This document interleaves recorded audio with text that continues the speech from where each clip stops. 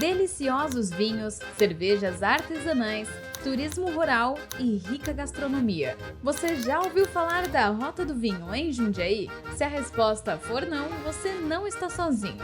Embora a Rota do Vinho de São Roque seja a mais conhecida, existe um tesouro escondido a menos de 1 hora de São Paulo que está começando a se destacar por seu charme, história e autenticidade.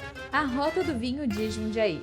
A gente não vende uma garrafa de vinho, a gente vende uma garrafa de história. Jesus falava que o vinho alegra o coração do homem, mas alegra também o coração da mulher. A vida na roça, ela vale a pena. Não troco essa vida não por outra coisa. As pessoas vêm aqui e elas se sentem bem.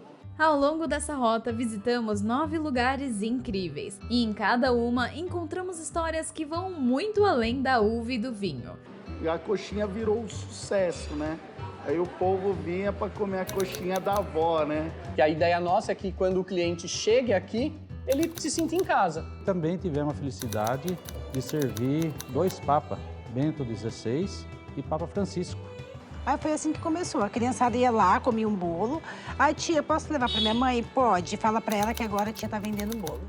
São passeios deliciosos, então quem sabe no próximo fim de semana você não aproveita para conhecer a rota. Afinal, não é todo dia que temos a oportunidade de descobrir um destino novo.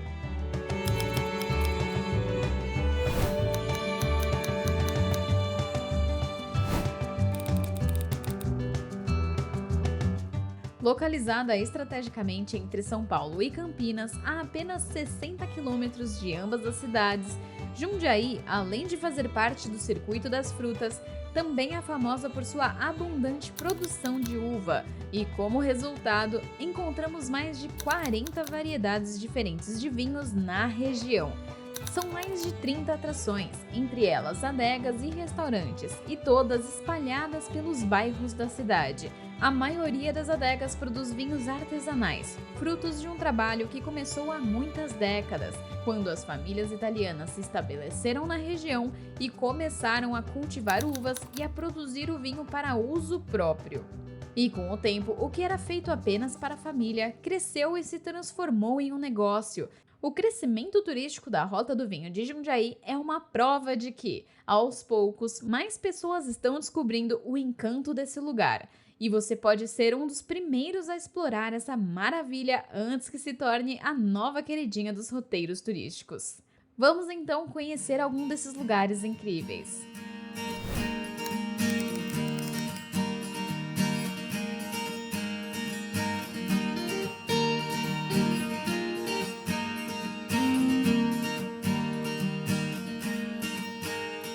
No bairro de Caxambu, a Adega Mazieiro é hoje uma das adegas mais visitadas de Jundiaí, muito famosa por ser a adega que serviu vinho ao Papa.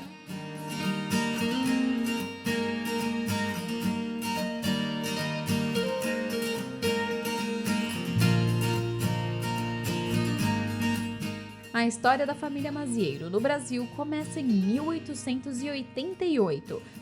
No começo aqui, era dos meus bisavôs, né? Eles vieram na substituição dos escravos, na colonização, né? E veio na plantação de café. Então eles vieram, né, da Itália para Porto de Santos e os fazendeiros pegavam o pessoal e traziam, não tinha destino. E a gente acabou ficando aqui como várias outras famílias, né? Que tem no bairro tradicional, como Cerezer, Mingote, Bernardi, Almeida, tem muitas famílias, tradição. Tanto é que nós temos aí o bairro da Colônia. Mas como a gente é descendente de italiano, o pessoal tinha sempre o costume de plantar um pouquinho de uva e fazer vinho para o consumo. E os anos foi se passando, né? O que era assim um vinho só para a família, alguns amigos começaram a comprar, depois um começou a encomendar e acabou virando um negócio. Mais de 60 anos se passaram desde a fundação da Adega Mazieiro e hoje, sob a administração de Pedro Mazieiro e seu filho Clemente Natal Mazieiro, a adega brilha como um marco de tradição e excelência. Então hoje a gente tem a vinícola, né? A gente tem a vinícola aqui, atende ao público, a maioria é turismo rural, é turismo, né? A gente, 90% das bebidas nossas é vendida na própria propriedade, né? Para falar a verdade, a gente recebe gente do Brasil todo e às vezes até de alguns outros países. Em 2007, essa excelência foi reconhecida em um momento especial. Também tivemos a felicidade de servir 2 papas, Bento XVI e Papa Francisco. E hoje, há um ano atrás, a gente recebeu da igreja uma autorização para conceder como vinho canônico. Então hoje ela serve muitas igrejas e ela está presente na missa. A Adega Mazieiro oferece degustação gratuita de seus produtos, entre eles vinhos, cachaças, sucos de uva e licores artesanais, disponíveis também para compra na loja junto de outros produtos artesanais. Olha, a gente é acostumado aqui, os italianos, a tomar o vinho seco. Tanto faz um Cabernet, um Merlot, um Taná, o mesmo... varia, tem as variedades de uva, né? Um Bordeaux, que é muito gostoso. Então a gente, assim, nas refeições, né, a gente toma sempre o vinho seco. Mas ainda, a maioria dos brasileiros gosta do vinho suave. Vamos lá, querido, o que a gente tem hoje? Ó, você gosta de vinho suave ou seco? Prefiro seco. Seco, a gente tem um Bordeaux seco, que é a uva da região aqui, a nossa. Aí tem os vinhos que vem do sul, que é o Merlot, Cabernet, Taná e Malbec. Vamos na da região, então. Da região? Ó, da região casa, é Bordeaux. né? Esse aqui é o frutado, isso. Perfeito. É vinho frutado. Aqui, ó. Bordeaux seco. Ótimo, muito obrigado. Nada. Aí esse é o vinho da região, que a gente planta aqui. Aí tem a plantação dele. Delícia. É vinho frutado esse vinho. Bordeaux Bem seco. frutado mesmo. Bem frutado, isso. Muito bom. Aí tem os vinhos que vêm do sul, que é o Merlot, Cabernet, Taná e Malbec. Eu vou dar um mais amadeirado, que é o Malbec. Malbec, beleza. Isso, vinho, uva Malbec, ó. Esse aqui, ó. Ele é mais madeirado já, tem mais... Esse ficou 2 anos no tonel dormindo e a gente jogou madeira nele e embasou depois de 2 anos. Tá, e daí é o carvalho? É o carvalho, isso. Carvalho. Dá pra sentir a diferença. Dá pra sentir, muito é madeirado, grande, bem madeirado. dependendo Isso, do igual que você vinho tá seco, comendo. assim, é bom pra uma pizza e tal, assim. Certo. Aí vinho suave é mais pra tomar, tipo, durante a noite, assim, antes de dormir, que é bom, né? Tomar um vinho doce Dá uma relaxada. e dar uma relaxada, isso. Aí tem um vinho branco também, que é vinho branco seco, que é o nosso, da região também. Aí tem o moscato, que é uva verde. Perfeito. Esse aqui é o moscato seco. A região começou com uva verde, né? Uva verde, isso. Uva verde, depois foi pra uva Bordeaux. Ótimo. Aí foi fazendo mais, plantando mais, Niágara. A uva Niágara Rosada, que é a uva da tradição aqui de Jundiaí. É a mais famosa, né? Foi uma mutação natural que teve essa uva. Quem descobriu foi os Carbonari, família Carbonari, é uma história ali que teve uma mutação espontânea. Daquele pé ele começou a enxertar e fomentando as parreiras com a uva Niágara Rosada. Hoje ela é famosa em Jundiaí. Vamos dizer que é da terra, então. Sim, sim, ela é daqui, é natural de Jundiaí. Esse é o Bordeaux. Obrigado. Aí também a gente tem o vinho do Papa, que é o vinho rosé canônico. Que é doce também, que é os dois que a gente mais vende, é o Bordeaux suave e o canônico. E o canônico. Isso, esse daqui, ó, o canônica. Que é da uva, que é daqui da região. E Clemente uva da Pálida região, Sultana. isso, uva Niágara, esse aqui mesmo, ó. Uva rosada, ó. Esse aqui. A cor dele linda, Isso, né? bem bonita a cor. Aí esse daí é o vinho mais famoso aqui da adega, é esse. Ficou bastante conhecido. Nossa, é sensacional mesmo. É, ele é meio melado, assim, gostoso, prende a boca. Sensacional mesmo. Nossa. Aí também a gente tem licor de figo, licor de jabuticaba, conhaque com passas. A gente tem várias Esse variedades. conhaque com passas eu já provei, Já? cara. Esse daí é um perigo, hein? Isso. Quer experimentar um gole? Nossa, vamos aí. Vou colocar um pouco pra você. Nossa. Isso eu lembro. É maravilhoso. Ó, licor de conhaque com passas.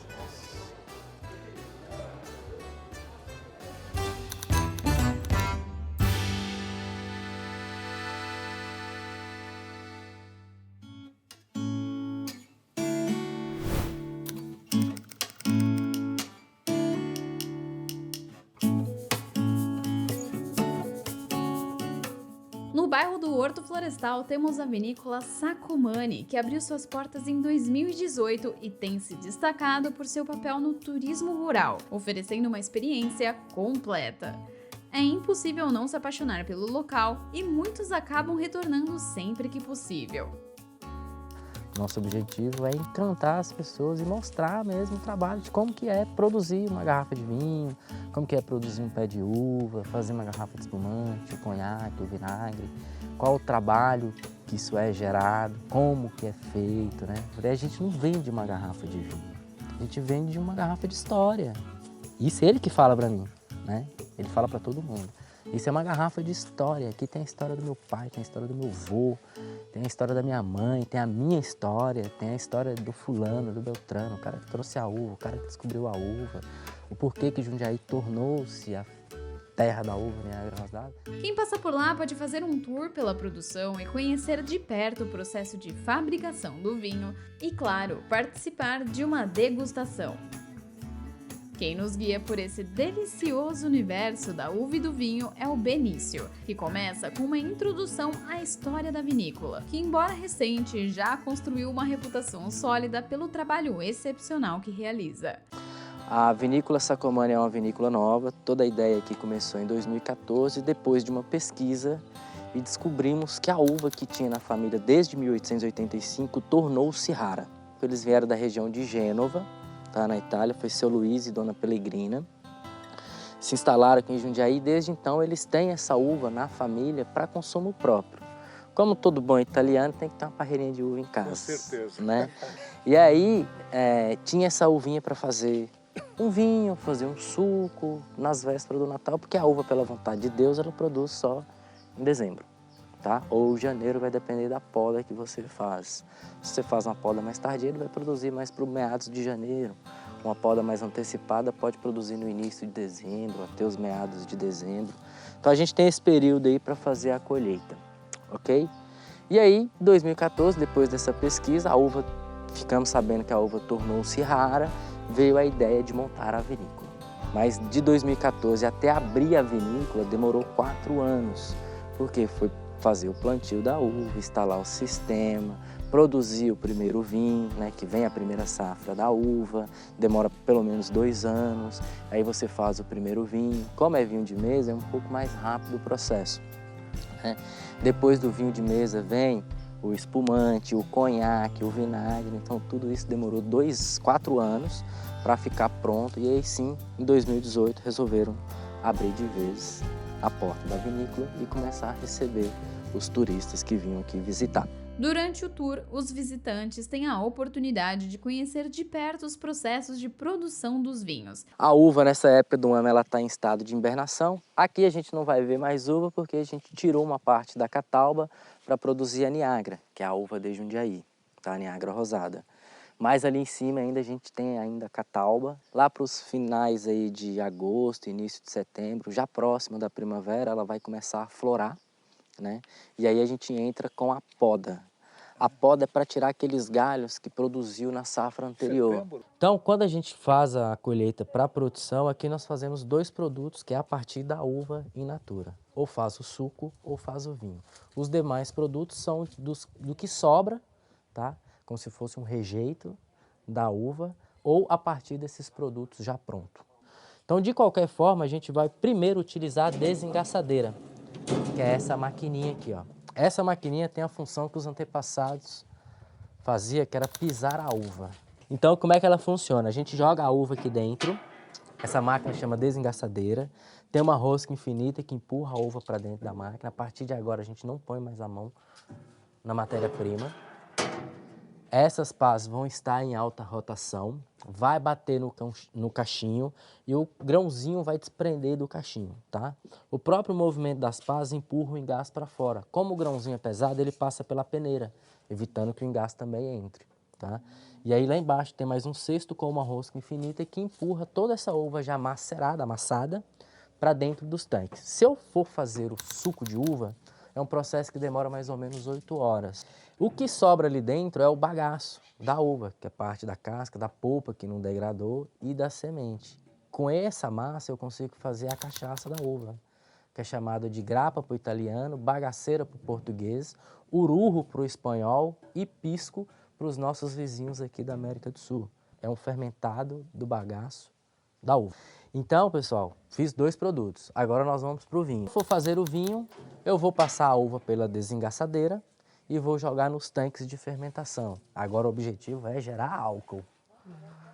Vamos lá que eu vou mostrar para vocês como é que é. Então aqui dentro, se for para vinho de mesa, que são as uvas de mesa, que é aquela que a gente consome in natura, ele vai ficar de 7 a 9 dias fermentando. Se for vinho tinto, pode levar até 30 dias fermentando, vai depender do estilo do vinho que eu quero. E é aqui que gera o álcool. E é a casca da uva que dá cor ao vinho. Se você pegar os 3 tipos de cores de uva, que é branco, rosado e tinto, partir ao meio, vocês vão ver que a polpa é praticamente igual. E aí, a cor vem da casca. Casca muito tinta, vinho muito tinto. Casca rosada, vinho rosado. Casca branca, vinho branco. E aí eu preciso mexer, porque essa massa ela é muito leve, ela vai sempre flutuar. E aí pode gerar um outro problema também. Como tem presença de oxigênio, pode acontecer uma ação bacteriana.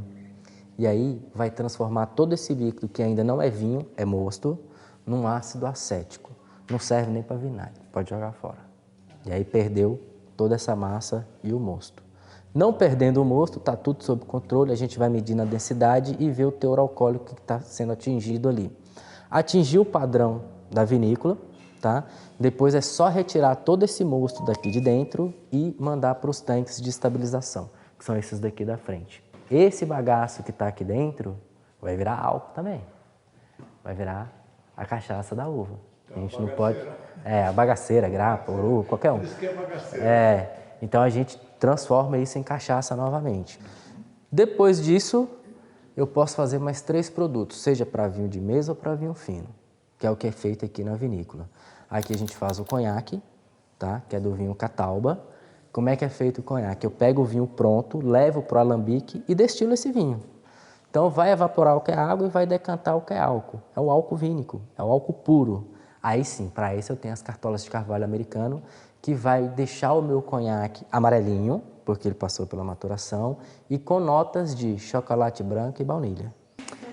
Ou eu posso pegar o meu vinho e transformar ele num espumante, tá? Que é o champanhe, só que aqui não pode ser chamado de champanhe. Eu posso chamar ele de natural. Aqui no Brasil é natural. É, porque é uma denominação de origem. Então é só lá em Champagne que pode ter o champanhe no Ásia. Após o passeio pelas instalações de produção, o momento mais aguardado chega, a degustação de vinhos. Em um ambiente acolhedor, fomos convidados a experimentar uma seleção dos melhores rótulos da casa.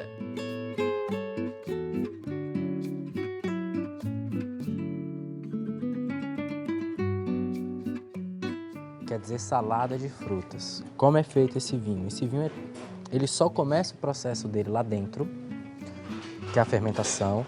Depois daquele tanque lá de fermentação, que são 7, 9 dias, eles vêm para as ânforas de vidro, que chama demijohns.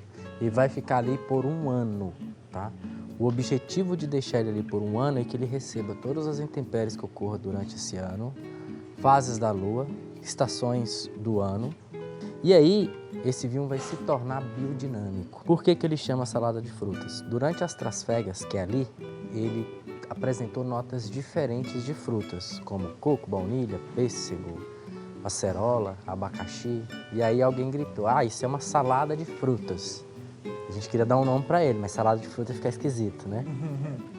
Então, buscamos na origem e veio a palavra Macedônia, tá bom? Esse vinho tem o mínimo de interferência humana possível. Ele não tem filtragem, ele não tem controle de temperatura, ele não tem controle de luminosidade, tá? Por isso que ele fica ali debaixo. A única coisa que ele não pode ter é radiação solar direto, tá? Porque aí vai estragar o vinho. Então ele fica debaixo da jabuticabeira e que ali passa alguns raios solares que vai fazer essa função de tornar ele biodinâmico. Essa forma de fazer vinho chama râncio, tá? Vem de rançoso mesmo. Reza a lenda que antes de Cristo já produzia vinhos desta maneira, tá? Que era tudo muito feito sem controle. Hoje é que as coisas têm um cuidado maior, mas antigamente era tudo meio que até ao ar livre. Depois de conhecer e experimentar maravilhosos vinhos e sucos, também experimentamos o delicioso conhaque da Sacomani. Como é que toma o conhaque? Você vai puxar um pouco de ar Vou pegar seu copinho, mas não vou beber. Na hora que você for colocar na boca, você vai fazer esse movimento aqui, ó. E derrama o conhaque. Vai vir uma explosão de notas, tá? Vai dar uma queimadinha na ponta da língua, porque é álcool. Vai dar uma anestesiada, principalmente na gengiva, é bem legal. E aí vocês vão começar a sentir alguns gostos. Gosto esse que pode ser de chocolate, de amêndoa, de manteiga, de baunilha.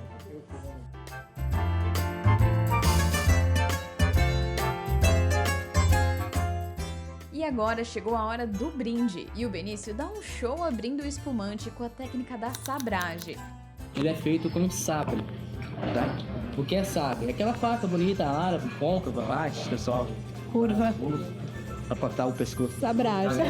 É o sabre, Enfim, esse é o sabre.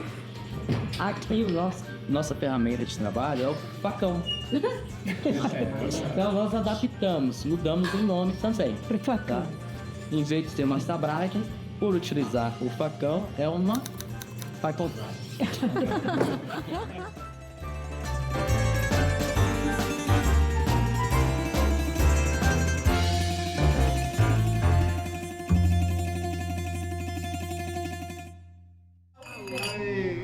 Viva! Nos finais de semana, a experiência na Vinícola Sacomani se torna ainda mais especial, com a possibilidade de saborear um delicioso almoço caipira.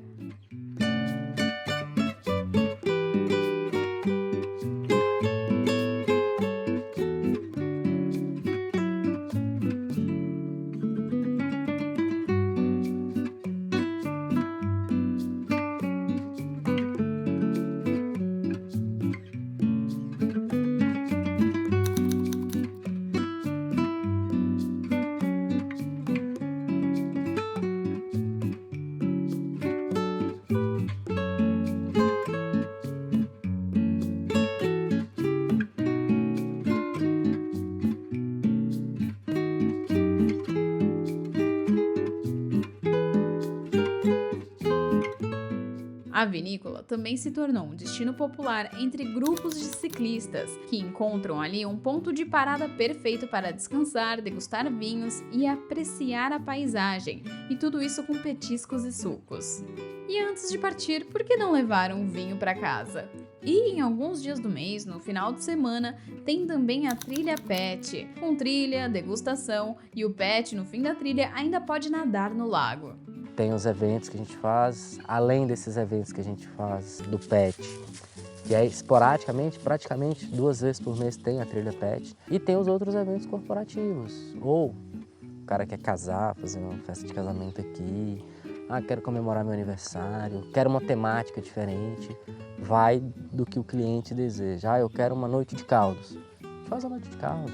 Não, eu quero uma noite de comida chinesa, japonesa, tailandesa, comida mexicana. A gente faz também. Vai depender do desejo do cliente. Não, quero uma noite de tirar gosto de boteco.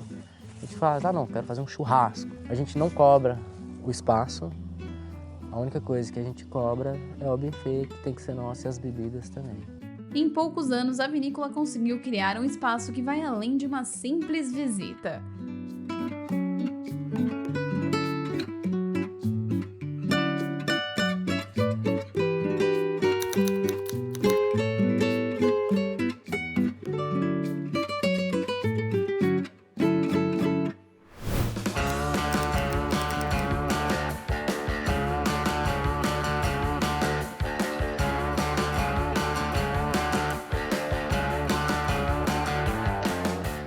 Além das vinícolas, a Rota do Vinho de Jundiaí também abriga uma cervejaria que vai além da produção de cervejas artesanais.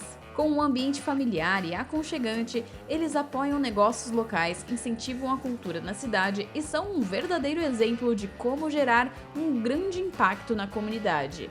Mas o que mais chama atenção são as torneiras de cervejas artesanais, onde você mesmo pode se servir.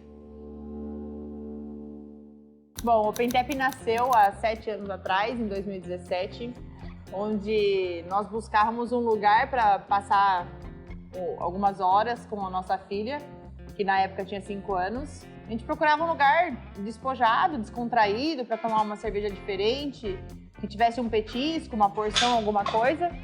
E um espaço kids para ela se divertir, para ela passar bons momentos ali conosco, né? O autosserviço de chopp que encontramos na Open Tap permite que você se sirva diretamente das torneiras. Com isso, você pode experimentar várias opções de cervejas, além de ter um controle da quantidade exata de chopp que você quer tomar. E claro, pagando somente por aquilo que se serve. Basta comprar esse cartão e carregar ele com o valor que quiser. Nós trabalhamos com 10 torneiras de chopp, dos mais diversos rótulos, dos mais diversos estilos. Então a gente faz toda uma curadoria, trazendo sempre estilos novos, que é o que o público do consumo artesanal pede, né? As modinhas, as IPAs, as sours, enfim, passamos por várias. A gente sempre deixa a parte clássica, uma Pilsen, um chopp de vinho, uma IPA tradicional, algumas de produção nossa mesmo, e outras a gente vai fazendo essa curadoria, trazendo sempre rótulos inusitados de todas as escolas cervejeiras para que exista essa diversidade quando o pessoal chegar aqui para fazer o consumo. Aqui nós disponibilizamos o copo descartável, né, para os clientes no salão, devido ao nosso autosserviço, mas nós temos o Clube do Copo. Então o cliente pode trazer um copo de casa ou ele pode adquirir um copo aqui do Open Tap. Nós temos uma máquina para ele gravar o nome, ele utiliza o copo e deixa guardado aqui nos nossos armários. Sempre que ele vier aqui na casa, ele utiliza o mesmo copo, ajuda até no meio ambiente, porque não gera plástico, né? Então tem essa iniciativa também de economizar no plástico por conta do meio ambiente. Nosso cardápio, ele vai muito além dos hambúrgueres. A gente trabalha, o autosserviço é no chopp, mas nós temos um cardápio muito grande de drinks. Nós trabalhamos com os hambúrgueres, porções, bolinhos, pastel, milkshake, algumas outras sobremesas, né? Então um cardápio bem completo, que eu consiga comer um salgado, comer um doce, curtir minha cerveja. A gente tem um pouquinho de cada coisa ali no cardápio. O milkshake, não só da criançada. Não só da criançada, Não viu? só da criançada. É bem legal. Não é a gente tem alguns que milkshake alcoólico, tem 2, 3 sabores lá que são alcoólicos e outros mais tradicionais ali para criançada, para os adultos, para todo mundo, né? No final da noite um docinho vai sempre bem, né? A Open Tap não é apenas um bar, mas também um lugar para curtir em família. Nós recebemos um público aqui um pouco mais velho, né? Sempre com crianças, na maioria das vezes. Então nós temos espaço kids, as crianças ficam lá se divertindo, onde os pais conseguem tomar uma cerveja tranquilos, né? Comer um hambúrguer, alguma coisa assim, uma porção. E ficam tranquilos, né? Porque as crianças estão ali se divertindo. Nós temos também alguns jogos de tabuleiro. Então muitas vezes você vê aqui os pais e as crianças jogando aqui nas mesas, passando por bons momentos aqui, né? Realmente momentos em família. Eles são jogos da nossa idade, né? Da nossa infância. Então os pais chegam aqui com as crianças, saem um pouquinho do celular, saem um pouquinho da parte eletrônica e vão brincar com jogos que a gente brincava quando a gente era criança. Então traz um pouquinho, né, dessa memória afetiva aí para as famílias, fazendo um momento mais descontraído, mais agradável para se passar. A essência artesanal da Open Tap vai além das bebidas. O casal faz questão de valorizar o local utilizando ingredientes frescos e de origem local em todos os pratos. Tudo é produzido aqui na casa, né? Nossa verdura, por exemplo, a gente compra aqui do outro lado da rua, em uma horta, então sempre fresquinho, todo dia a gente recebe esse produto fresco. E até a parte das porções, a gente produz tudo aqui. Então, vai ter coxinha no cardápio, nós produzimos na casa. Nós vamos fazer um festival do bacon, como nós fizemos ontem. Então, o produto é produzido aqui. Ontem a gente fez um bolinho, ele era enrolado no bacon, foi defumado aqui. Então, tudo realmente para trazer essa essência do artesanal. Então, é tudo bem caseiro, a gente faz tudo aqui dentro do espaço mesmo. Eles também organizam eventos temáticos que você pode acompanhar através do Instagram deles, como por exemplo, fabricação de cerveja artesanal. Nós fazemos sempre eventos aqui, né? Sempre trazendo algo diferente para o espaço, né? Então nós temos, a gente faz Festival do Bacon, Festival da Coxinha, a gente tem um evento que chama Craft Day, que a gente faz a produção de uma cerveja aqui e serve ela no próximo mês. Então tem um público cervejeiro que frequenta e está por aqui sempre tentando trazer o pessoal do artesanato também para expor seus produtos aqui com a gente, né? Para fomentar isso aqui na cidade. Então, o pessoal que produz faca em casa, tem um cuteleiro, ele vem, expõe o produto dele para quem está aqui no dia possa conhecer um trabalho mais artesanal, o pessoal que trabalha com charcutaria, até semijoia, tem bastante coisa que a gente vai agregando no espaço e deixando sempre mais curioso para que quando você venha, você vai conhecer outras coisas que existem na cidade. Jundiaí tem uma situação bem forte de turismo, né? E nós estamos na Rota da Uva, então o pessoal vem visitar, vem conhecer e acaba conhecendo outras situações que acontecem em Jundiaí. A decoração do espaço também reflete a conexão com a cultura local. As paredes são adornadas com grafites de um artista da cidade, que capturam a essência despojada e acolhedora do lugar. Todo final de semana, a gente começa normalmente na sexta-feira, com música ao vivo, sempre na linha do pop rock, do MPB, do rock nacional e internacional. Então sempre a gente tem uma atração, uma banda local, uma dupla, um trio. Então a gente tem isso sempre na sexta, no sábado e alguns domingos quando a gente faz os eventos. E o melhor é que o OpenTap vai além de uma simples visita à Rota do Vinho em Jundiaí, já que é um lugar pensado para que você realmente se sinta em casa. Eu acho que vale a gente pensar na essência, que a ideia nossa é que quando o cliente chegue aqui, ele se sinta em casa.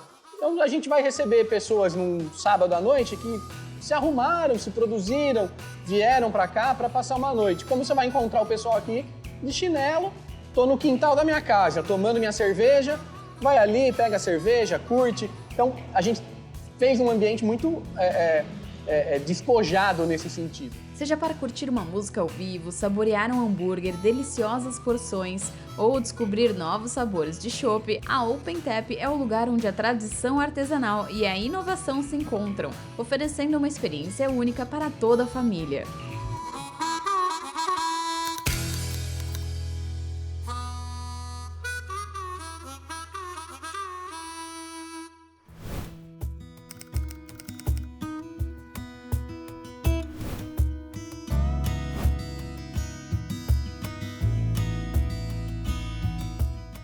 Também situada no bairro do Caxambu, a família Marquezin tem uma história que começa com raízes profundas no amor pelas uvas e pelo campo, como nos conta Evandro.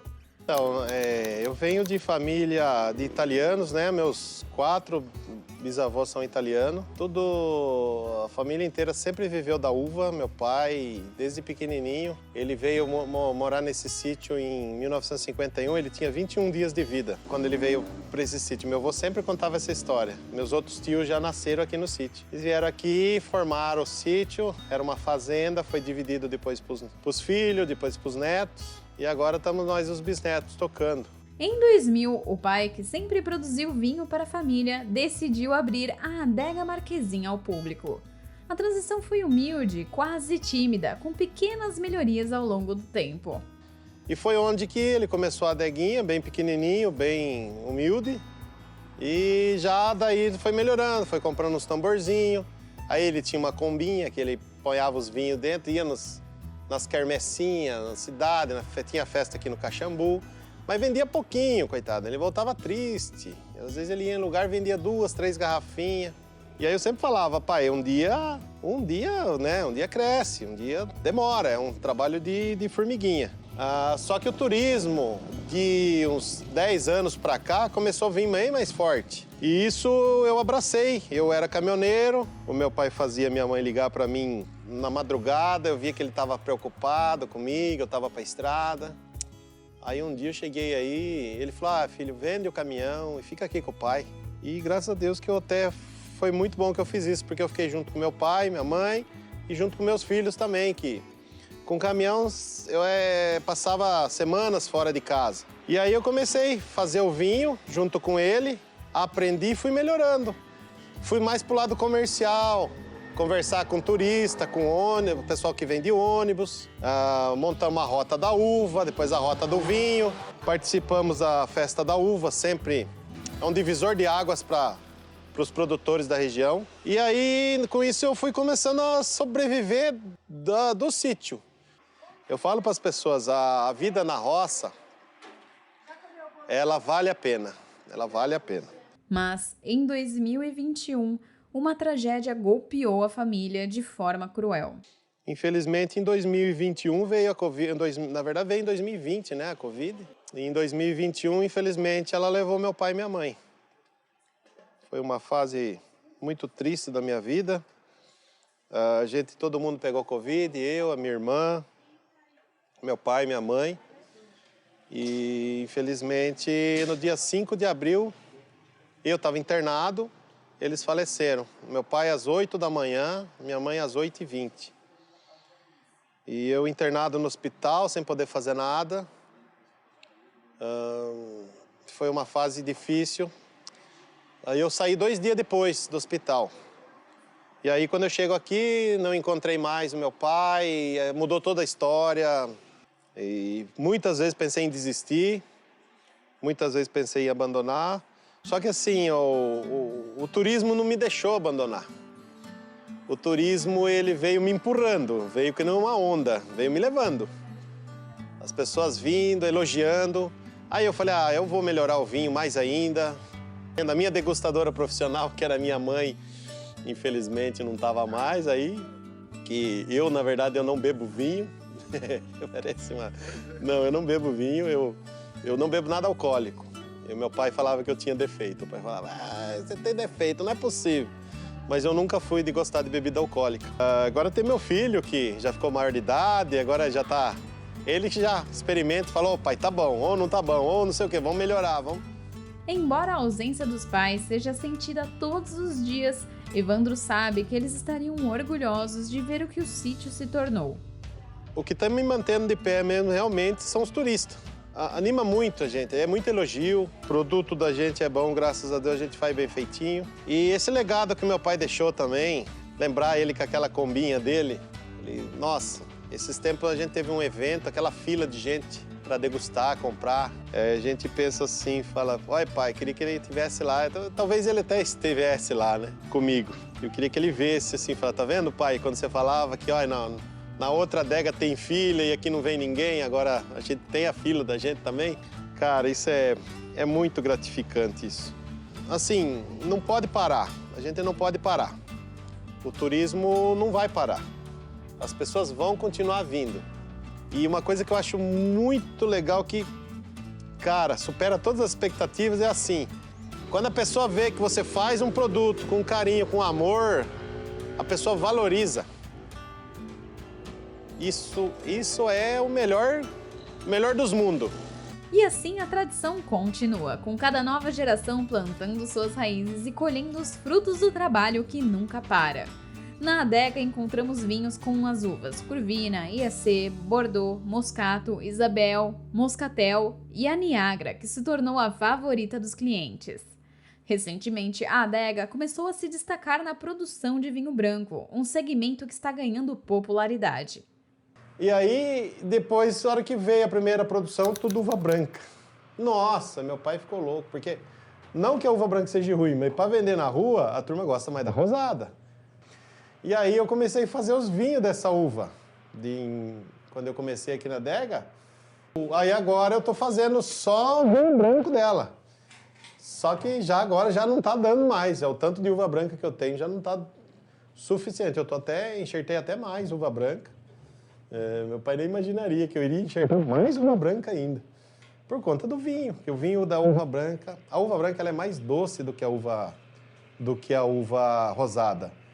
Só que tem um preconceito, por quê? Porque o pessoal pensa que é verde. O pessoal fala, nossa, a uva tá verde. Não é verde, a qualidade dela é branca. Ela é verde, na verdade, se você olhar para ela, você vê uma uva verde.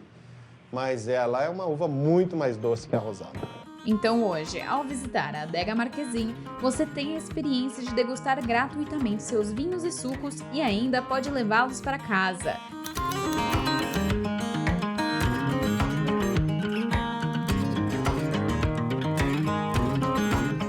E se você chegar cedo no final de semana, você ainda pode aproveitar um delicioso café da manhã, preparado pela Andrea Gasoli, que também está na Rota do Vinho com seus bolos.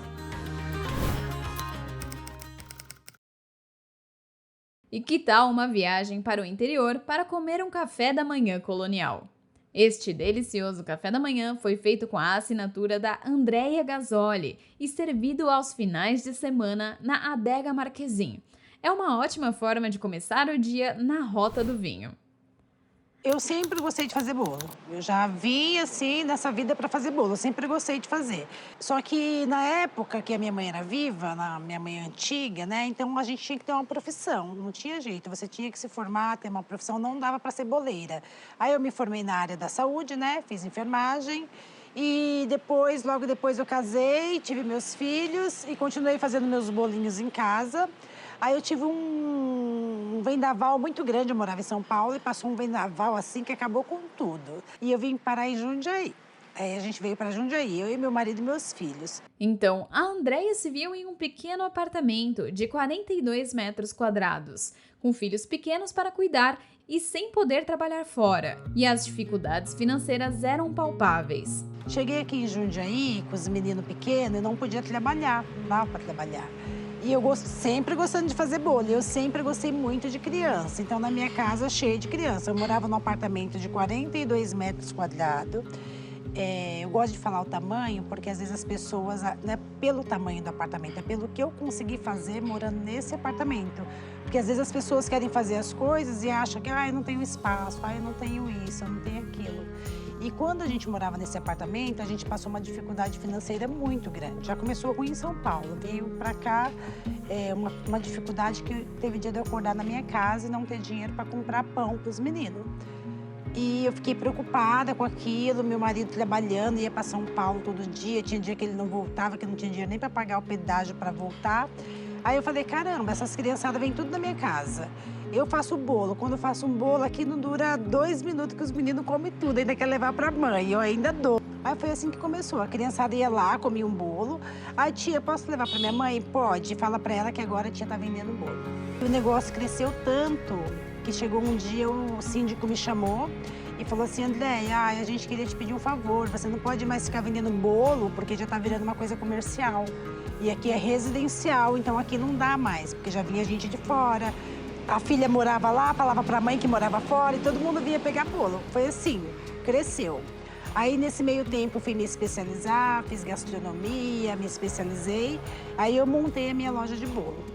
O sucesso foi além do que ela imaginava. Andréia começou a receber convites para participar de programas de TV, onde suas receitas conquistaram ainda mais fãs. Dali eu fui pra televisão, comecei a receber convite para ir numa TV.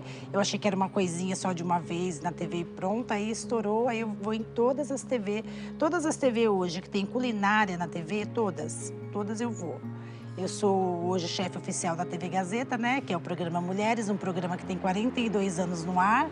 Maravilhoso, que eu amo. E assim, eu adoro fazer bolos, eu faço tudo, mas o meu forte é o bolo. E seu talento na confeitaria a levou a criar cursos online, ensinando outras mulheres a fazer bolos, desde o básico até o cálculo de preços e estratégias de venda. Um dos grandes sucessos de Andréia é seu bolo de pamonha, uma receita inovadora que ela criou especialmente para um programa de TV. Tem um bolo de pamonha, que é o bolo que estourou aqui em Jundiaí, o melhor bolo de pamonha que existe é o meu. Tanto que eu já fiz ele em 11 emissoras de TV, esse meu bolo de pamonha, que ele é muito bom mesmo, ele é 0 glúten e 0 lactose. Aquele bolo, na verdade, eu elaborei essa receita para fazer numa TV. Era o mês de junho, eles me pediram um bolo de alguma coisa com milho. Eu falei, vou fazer alguma coisa diferente. E comecei a pesquisar, falei, vou fazer um bolo de pamonha, mas 0 glúten, 0 lactose. Porque pamonha tinha muito, mas sem farinha e sem leite não tinha. Aí eu criei essa receita e levei nessa TV em junho. Só que aí eu achei que eu vendesse bolo só no mês de junho, mas não, eu vendo esse bolo o ano inteiro. Hoje, os bolos da Andréia podem ser encontrados em sua loja Empório do Bolo, com mais de 30 sabores. E o famoso bolo de pamonha também está na Rota do Vinho. É na Adega Marquezim que a Andréia iniciou seu maravilhoso café da manhã colonial. O café se inicia às 8 horas da manhã e tem bastante variedade.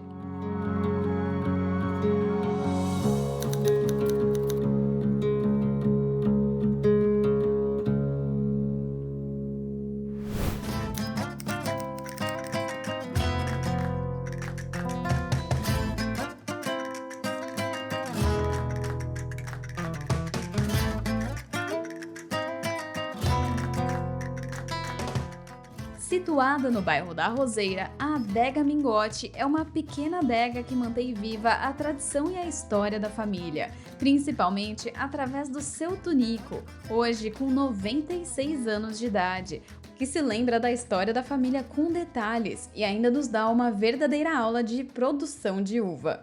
Bom, meu nono, Luiz Mingote, veio com 3 irmãos da Itália. Eles moraram na Toca, os 3 irmãos. E eles vinham trabalhar aqui na Roseira, só subiu o morro, a Toca veio, desce o morro aqui e eles compraram 48 arqueiros de terra, meu nono comprou, o Luiz Mingote. Aqui eles plantaram muita uva e café. Depois eles construíram um paiol, aí depois eles fizeram a casa e mudaram a família aqui. O meu nono com 10 filhos, 6 homens e 4 mulheres. E plantava cereais para comer, né? Para a família. A família era em 10 filhos e o casal era 12, né? Depois casaram os 4 filhos, casou e moraram os 4 filhos na família. Já pensou? 4 filhos casados numa casa e os 2 velhos, né? E aqui eles plantaram muita uva, né? Faziam muito vinho, fazia vinho para vender, né? Eles enchiam esses barris, daquele lá, enchia de vinho e ia para São Paulo. E um caminhão que levava os barris de vinho feito aqui, da uva daqui. Tonico cresceu vendo seu pai e seus irmãos dedicados ao trabalho na roça e na vinícola. Meu pai casou, né? E aqui era uma casa de pau a pique, eu nasci aqui, mas não é nessa casa aí não. É de pau a pique. E estou aqui, cuidando da casa, do sítio, onde zela por isso aqui, né? Eu ganhei do meu pai, né? Tonico lembra com carinho o quanto de vinho a adega já produziu e da placa que recebeu da prefeitura sendo reconhecido pela arte da produção de vinho artesanal. E fazia muito vinho aqui antes, vô? Chegou a fazer quantos vinhos? Eu cheguei a fazer 5 mil litros de vinho. É, tudo ali. Fazia, tinha bastante uva, né? Contar a história, vô, que 10 anos atrás, mais ou menos, em Jundiaí foi feito o reconhecimento do patrimônio imaterial, né? Que é o jeito de fazer o vinho. Então, lá na Câmara, né, dos Vereadores, foi feita uma homenagem. E como assim era para o coletivo, né? Foi escolhido um produtor para representar os produtores de vinho artesanal com a uva Niagara Rosada, que a Niagara Rosada é uma mutação aqui, né, da região. E aí o vô representou os produtores lá na Câmara dos Vereadores e, né, trouxe para nós, né, vô?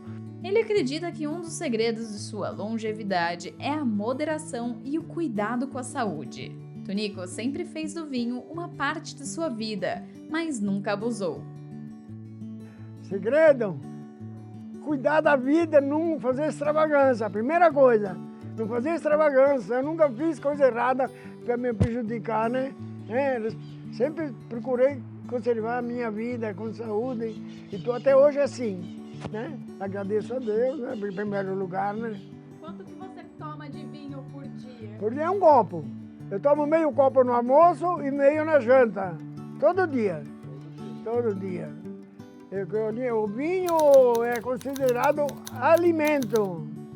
Ele não é bebida. O vinho é alimento, porque ele tem muita propriedade da uva, no vinho, que é bom para o organismo da gente. Mas pouco, não é uma garrafa, não. Ele se orgulha de ter mantido a tradição de sua família, fazendo vinho com uvas especiais que ele mesmo cultiva. Eu tenho a uva e faço vinho com a minha uva. É um vinho que não existe no Brasil. Só aqui? Não existe esse tipo de vinho. É da uva máxima. Essa uva máxima, o agronômico de Campinas, eles conseguiram cruzar 2 uvas, uva preta, para vinho. Eles conseguiram cruzar, fizeram um tipo só. E é esse vinho que a gente tem, da uva máxima. Não, tem também da rosada, né? Da uva rosada também a gente faz, né? Mas vinho tinto é da uva máxima. Não existe esse vinho no Brasil. porque foi feito aqui em Jundiaí. E você sabe a história, como é que nasceu o vinho? Não. Dizem que o homem tinha uma plantação de uva. Ele colhia uva em vasilhame, e sei lá, de lata, né, balde.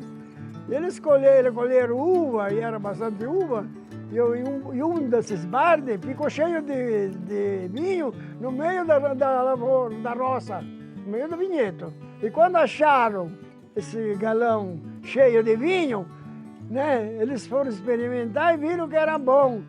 E ali fermentou sozinho lá no meio do vinhedo e virou vinho. O começo do vinho é esse daí. Foi um erro do homem, ele esqueceu e o vinho fermentou, depois ele se acalmou e virou a bebida que tem hoje, né? É muito saudável, o vinho é muito bom. A vida de Tonico é marcado por uma profunda fé e um compromisso com a família. Hoje, ao lado de seu Tonico, a família ajuda a preservar essa rica herança. Mesmo aos 96 anos, Tonico mantém-se forte e sereno. Há 2 anos atrás, com 94 anos, chegou a construir um forno a lenha. Ele ainda vive sozinho, se virando com as tarefas do dia a dia e cheio de vivacidade. Daqui eu saio só quando me levaram embora. E vou viver mais. Já pedi para Deus, eu quero fazer 100 anos de vida. É, de fato, uma história admirável. Ao visitar a Adega Mingote, é possível fazer uma degustação gratuita na adega e levar para casa deliciosos vinhos cheios de história e tradição.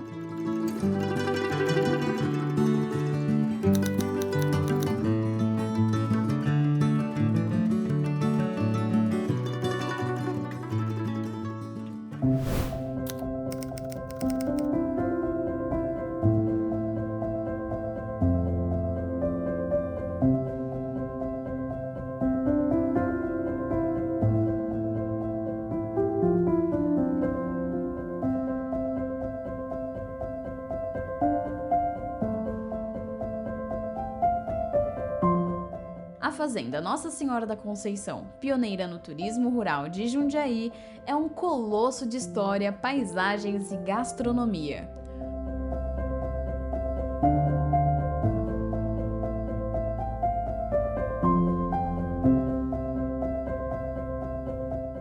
Um lugar perfeito para relaxar e curtir a natureza no ambiente rural. Mas aqui é uma fazenda interessante porque você se sente na natureza. Isso aí traz um bom humor para as pessoas. As pessoas vêm aqui, elas se sentem bem. Respiram um ar puro, né? Pode pôr até o pé no chão, sentir a energia da natureza, da terra, né? Muitos pássaros diferentes, animais, cavalo.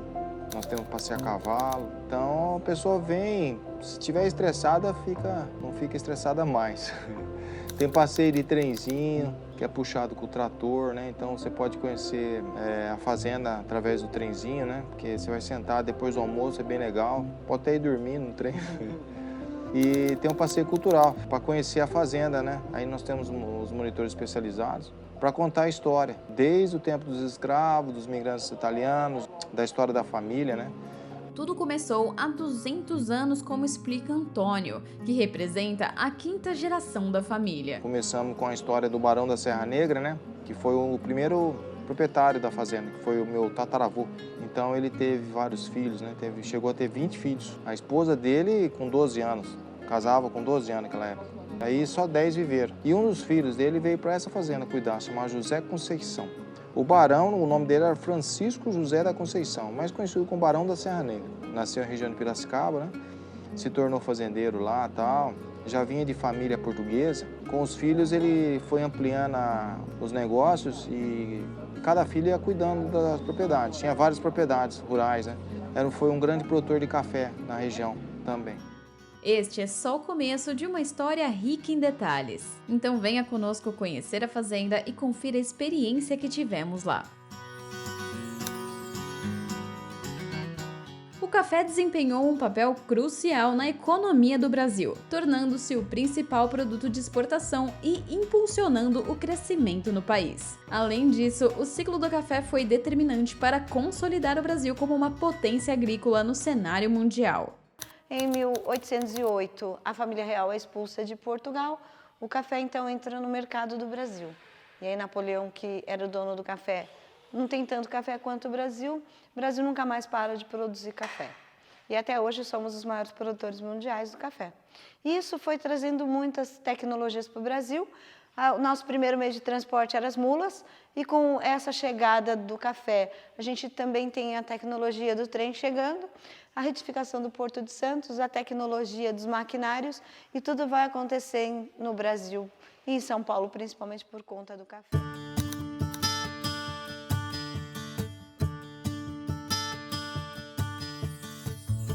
E aqui a gente tem a Lei Áurea, registro daqui. E como nós temos o trabalho pedagógico, a gente tem essas fotografias representando o que foi esse espaço. Na realidade, originalmente ele era até aqui mais ou menos, e tudo isso aqui foi refeito em 29 para fazer uma sala de degustação de vinho. E aqui em cima a gente tem a parte que ficou como a adega da degustação que tem aqui.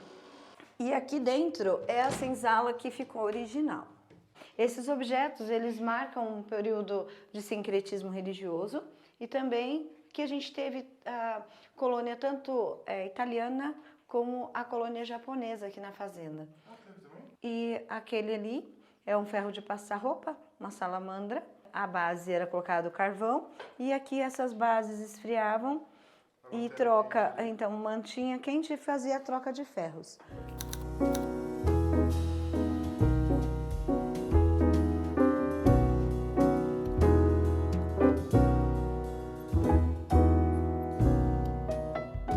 Ele processa quando ele tem umidade, ele fica dessa cor aqui, ó, verde.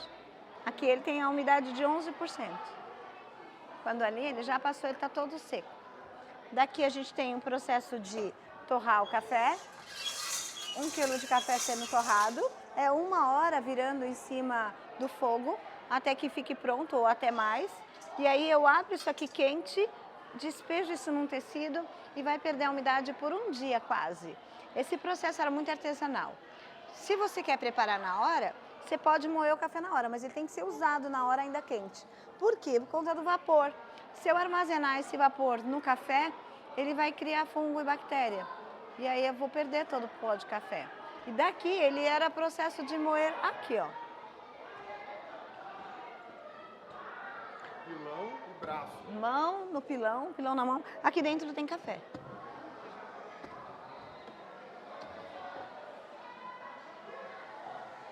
Então tem que fazer até o bolo ficar pronto, né? Afinal a visita está esperando.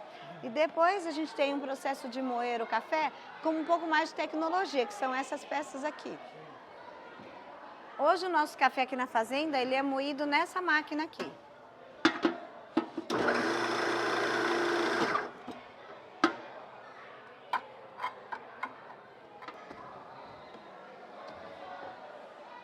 O cheiro é ótimo, né? Vocês já comeram grão de café? Já mastei. Não? Então você experimentou o fruto lá, né? Sim. Esse é o processo de torra. Pode pegar um. Dá uma mordida. Dá uma estourada. Uma só. Uma estourada E chupa. E chupa esse. Esse não precisa ir no dente de trás, porque ele está numa torra média. Se ele for uma torra leve, ele é mais duro. Sentiu o gostinho doce? Então hoje, com essa máquina aqui, eu consigo ter cores diferentes no mesmo café. Cada cor é uma torra diferente. A extra forte a gente não aconselha, porque aí eu já tenho um café que está muito brilhante, já torrou demais, passa do ponto, e aí os óleos essenciais já ficam no grão com muito mais, perdendo mais o sabor, né? Então, para você ter uma ideia, ele já há algum tempo, então ele acaba mudando a cor. Ele é numa torra leve, aí você consegue ver a cor na torra leve.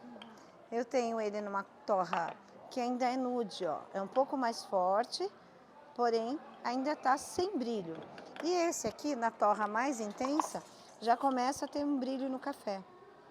O extra forte, ele está todo brilhante. A gente nem tem ele aqui, porque ele já não é um café que dá para se tomar sem açúcar.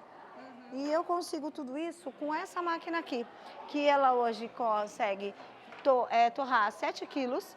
Eu tenho controle de temperatura e aqui eu consigo ver a cor que eu estou torrando o café. Essa pecinha aqui.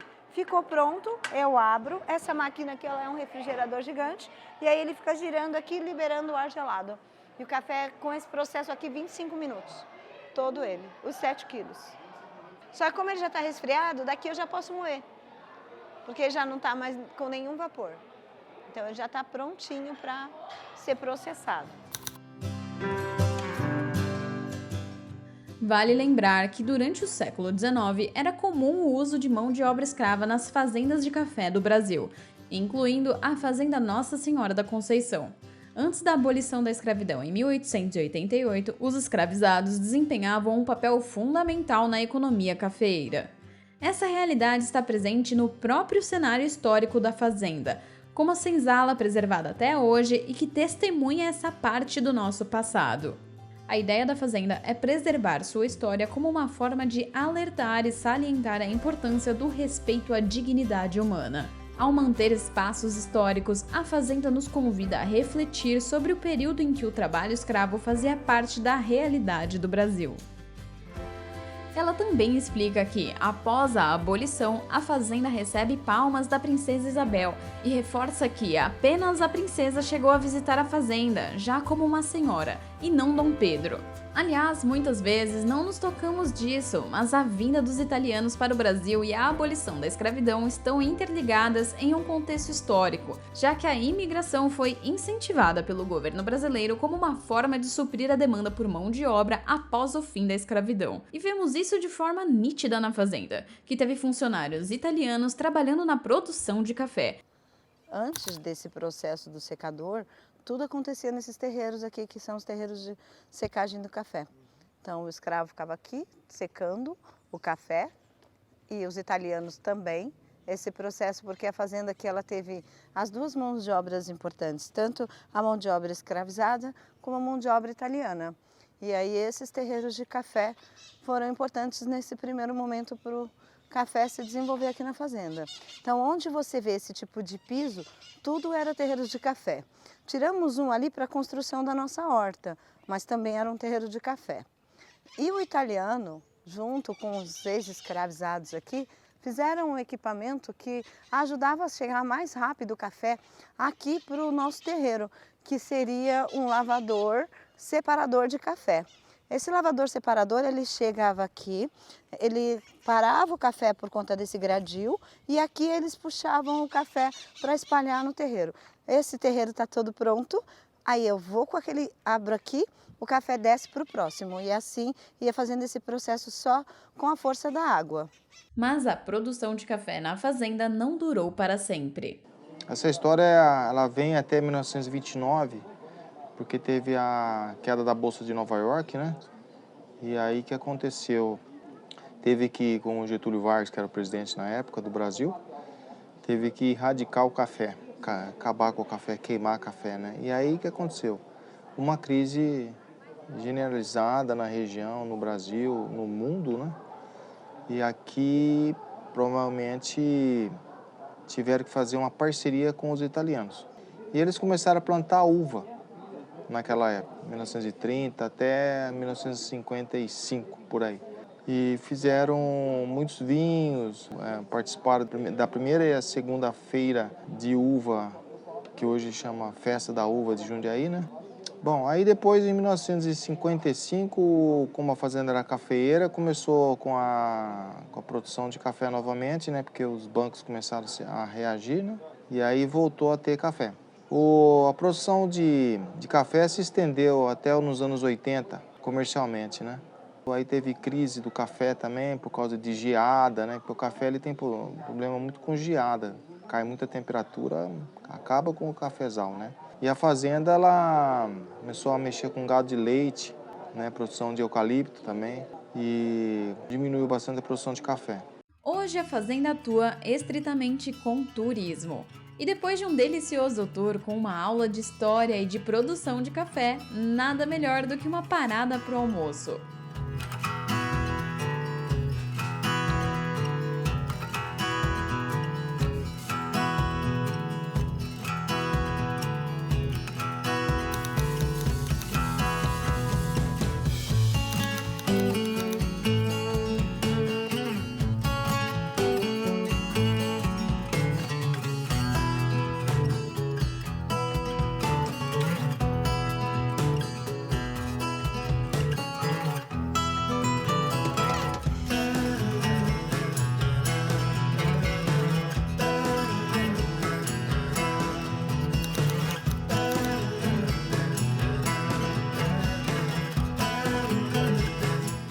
enquanto caminhamos pela fazenda, podemos ver a magnitude do lugar.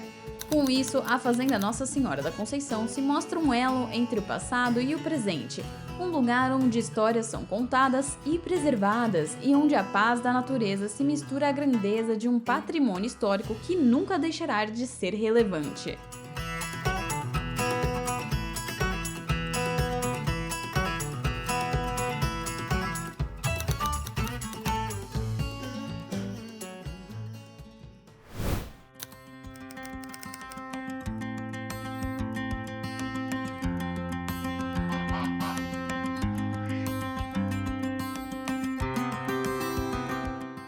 É no bairro do Caxambu que encontramos o Sítio Vendramin, um lugar caseiro e familiar com tradição italiana, onde há um pequeno museu, adega, criação de animais, plantações e horta.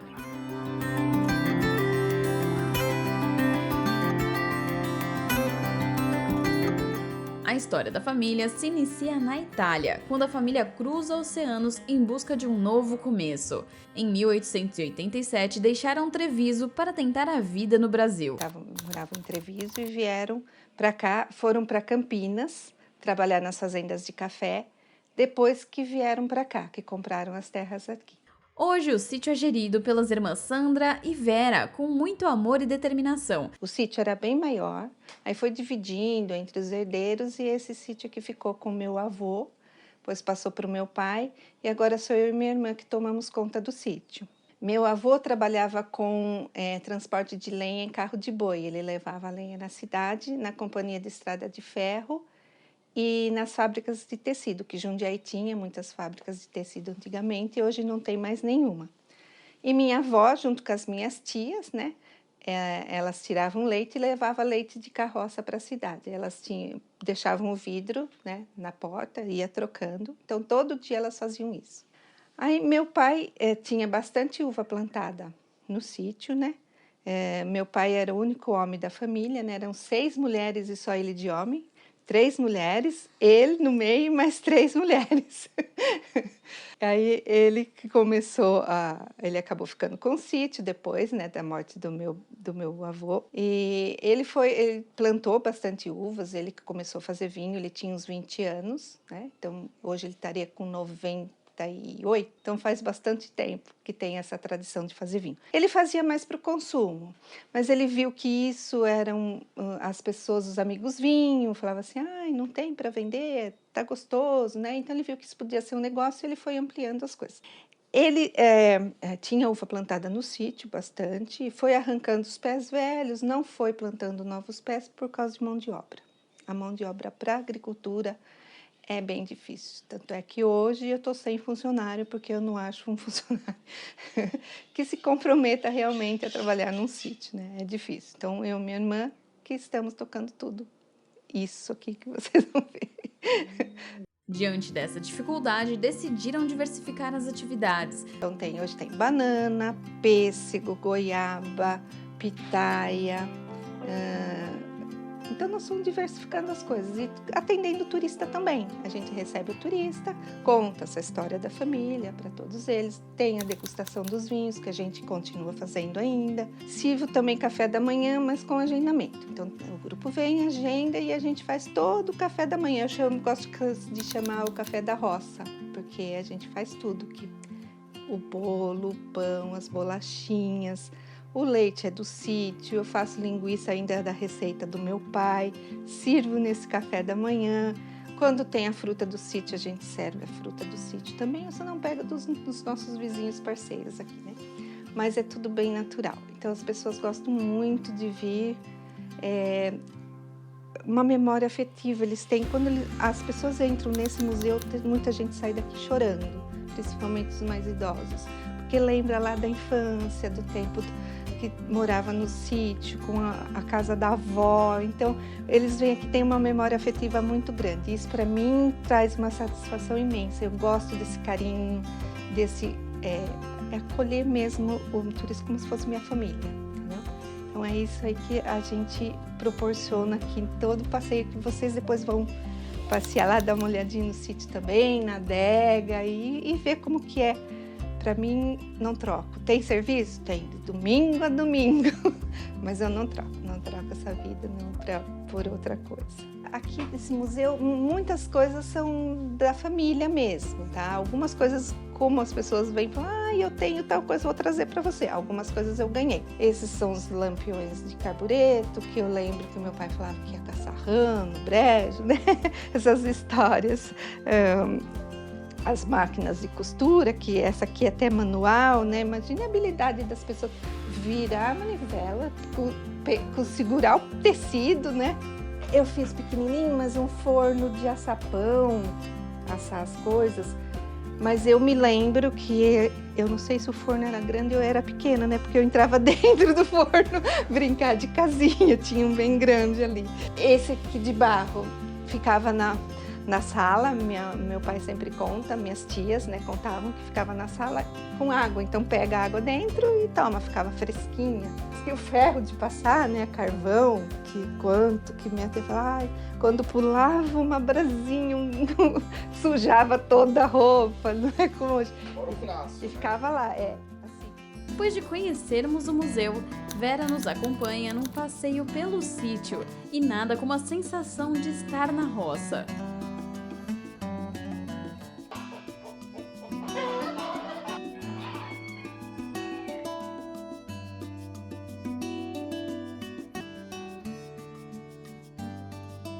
São alguns dos produtos que a gente tem aqui na adega, né? Os vinhos feitos de uva Bordeaux e uva Niágara. Então, nossos vinhos são feitos de uva comum, não são vinhos finos, né? Então, são aqueles vinhos de mesa para ser consumido logo, que é uma tradição que era o que meu pai fazia e a gente continua fazendo até hoje. Então, a gente faz as bolachinhas também de vinho, fubá, sequilho de limão, sequilho de nata. E as geleias. Nossas geleias são feitas com as frutas do sítio e as frutas de época. E todas elas têm menos açúcar e açúcar demerara e o único conservante é limão. Então, são bem naturais. A gente produz aqui no sítio também linguiça, né? Que é a receita do meu pai que ele fazia. Então, esses são os produtos que a gente tem aqui para vender. Aí, no café da manhã que eu faço, que é o café da roça que eu já falei, a gente serve essas bolachinhas, as geleias, a linguiça, faz o pão, o bolo. Então é tudo feito aqui no sítio.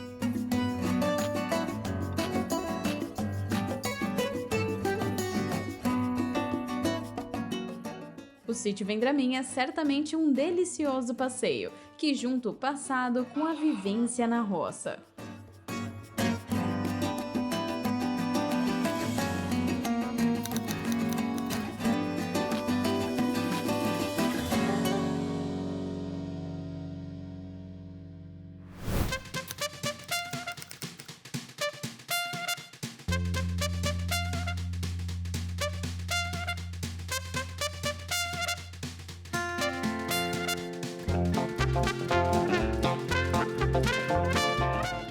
O Quiosque Roseira está situado no bairro de mesmo nome e tem uma história linda e próspera. Afinal, quem diria que a simples barraca da Dona Laurinda e do Sr. Jair se transformaria em um dos restaurantes mais aclamados de Jundiaí? Hoje, esse restaurante é conhecido por servir uma das melhores coxinhas da cidade, ganhando inclusive o prêmio da melhor coxinha de Jundiaí por 3 anos consecutivos. A história começou lá em 86, com a minha avó e com o meu avô. Eles tinham plantação de uva aqui no bairro do Caxambu, mais exato aqui, onde é o Quiosque Roseira hoje, né? Eles, antigamente, mandavam toda a produção de uva para o CEAGESP de São Paulo, né? Só que passava por intermediários, tudo, e sempre o valor que chegava era pequenininho, né? E assim, hoje a gente tem uva o ano todo, né? Mas naquela época era uva de Natal, né? Só tinha em dezembro e janeiro. E daí, um determinado tempo, minha avó com meu avô falou, por que a gente não tenta vender a nossa uva aqui na rua mesmo? E eles montaram uma barraquinha de lona, bem aqui onde é o quiosque hoje, na avenida, né? E no mesmo dia eles venderam toda a uva que eles escolheram. E daí foi se aprimorando, daquela barraquinha de lona, fizeram uma de madeira, que também ficou um bom tempo. E daí eles vendo o potencial do negócio, o que eles fizeram? Começaram a colocar frutas de época. E então não era mais só uva, eles ficavam o ano todo com a barraquinha. Era mexerica, laranja e assim ia, morango. Só que daí com o amadurecimento rápido dessas frutas, para não perder, ela começou a congelar. Então antes de estragar, ela descascava e congelava. E foi aí guardando. Falou, o que eu vou fazer com todas essas frutas, né?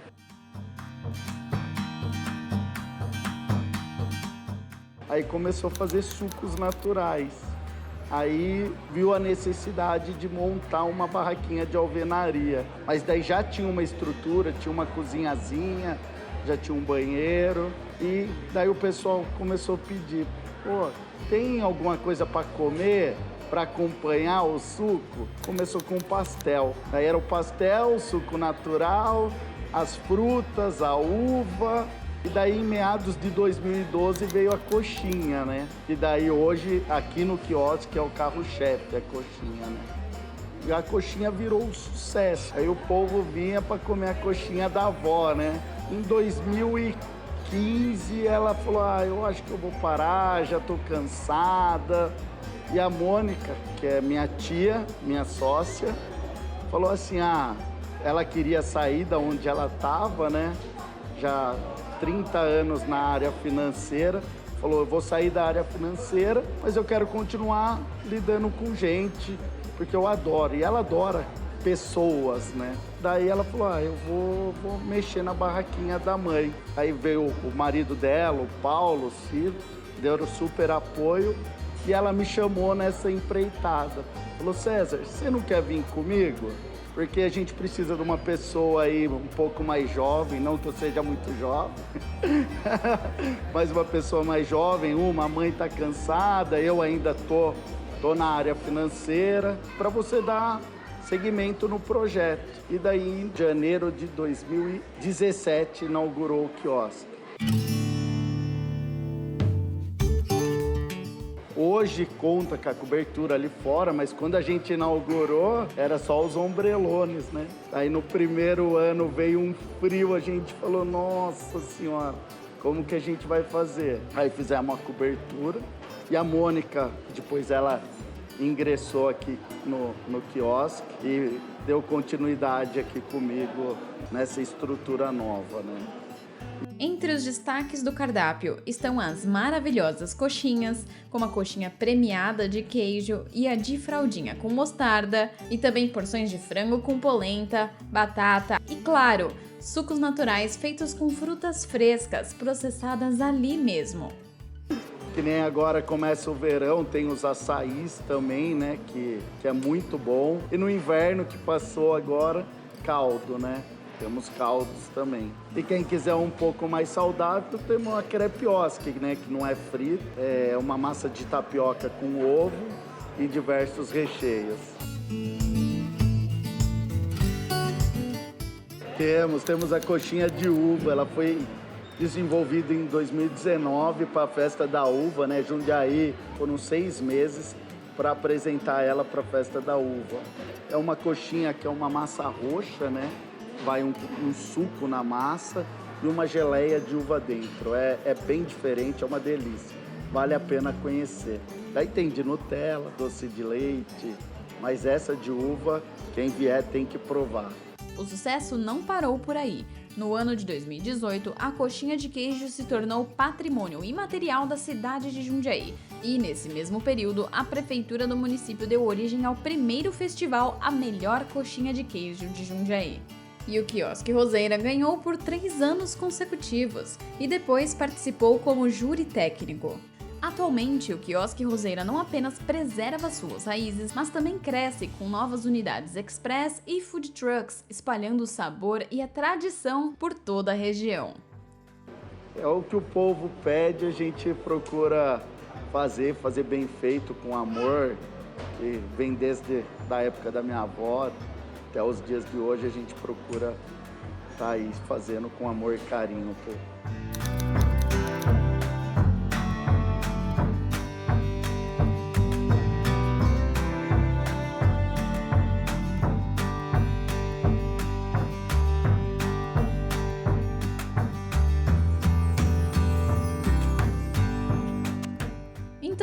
que vale a pena fazer um passeio na Rota do Vinho? Porque a Rota do Vinho de Jundiaí é mais do que apenas visitar vinícolas e provar vinhos. É sobre vivenciar a cultura, entender o valor da tradição e sentir o orgulho de um povo que faz questão de manter viva a história que construiu Jundiaí. Cada gole de vinho, cada conversa com os produtores, cada sorriso que você recebe ao longo da rota é uma lembrança que você levará consigo. Quem sabe em sua próxima viagem você não decide fazer parte dessa história. Afinal, não é todo dia que temos a oportunidade de descobrir um novo destino, e a Rota do Vinho de Jundiaí está esperando para ser explorada e vivida como uma aventura que você nunca vai esquecer. E você gostou das nossas dicas? Já conhecia algum desses lugares? Conta pra gente nos comentários. Deixamos na descrição o contato de cada lugar e horários de funcionamento. Aproveite também para ver outros vídeos do canal, por exemplo, como funciona o Booking.com, os melhores hotéis de Campos do Jordão, o que fazer em Olambra, e temos também vídeos de destinos internacionais. Não se esqueça de curtir o vídeo e se inscrever no canal para mais dicas incríveis de lugares para visitar, tutoriais e ótimas opções de hospedagem. Até a próxima!